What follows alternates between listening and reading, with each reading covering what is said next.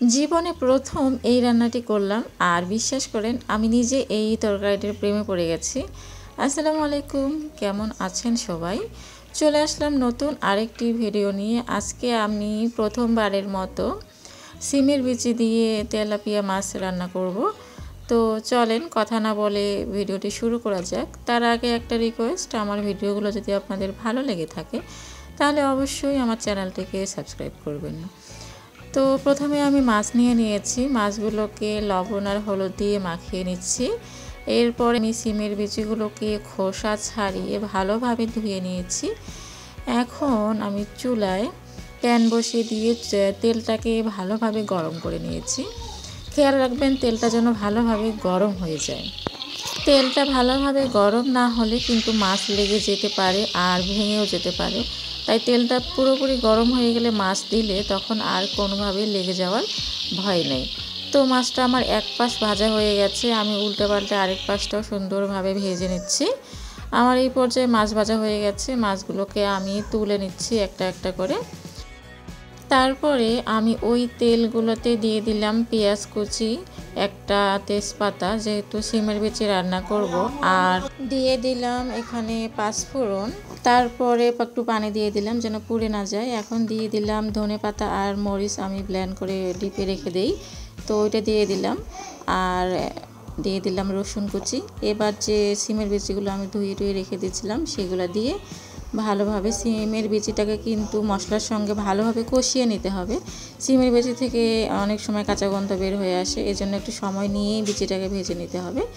এই পর্যায়ে আমার বিচিটা একটু পানি শুকিয়ে এসছে দেখে আরেকটু পানি দিয়ে আমি এইভাবে 2-3 বার পানি দিয়ে আমি বিচিটাকে একদম ভালোভাবে কষিয়ে নিয়েছি। আর এই কষাতেই কিন্তু আমার বিচিটা হাফ বয়েল হয়ে গেছে।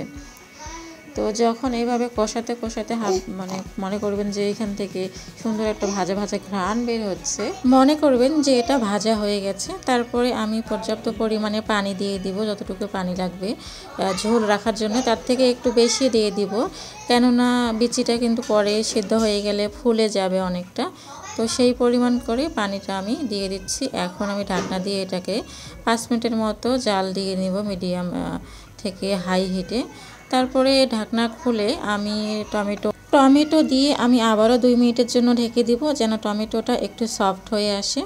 2 মিনিট পরে ফিরে আসলাম। এখন আমি এখানে দেখব যে বিচিগুলো সেদ্ধ হয়েছে কিনা। তো আমার মনে হয় বিচিগুলো সুন্দরভাবে সেদ্ধ হয়ে গেছে। তারপরে একটু চেক করে নিচ্ছি, দেখেন একদম সুন্দরভাবে সেদ্ধ হয়ে গেছে, আর বিচিগুলো কিন্তু অনেকটাই ফুলে ডাবল হয়ে গেছে।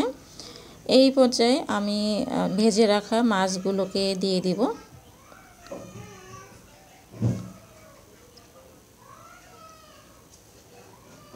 সবগুলো মাছ এক এক করে দেওয়া হয়ে গেলে আমি সবার শেষে জিরে গুঁড়া দিয়ে দিব। জিরেটাকে আমি ভেজে একটু শুকনো খোলায় ভেজে গুঁড়া করে নিয়েছি। সবার শেষে জিরে গুঁড়োটা দিলে কিন্তু সুন্দর একটা ফ্লেভার আসে।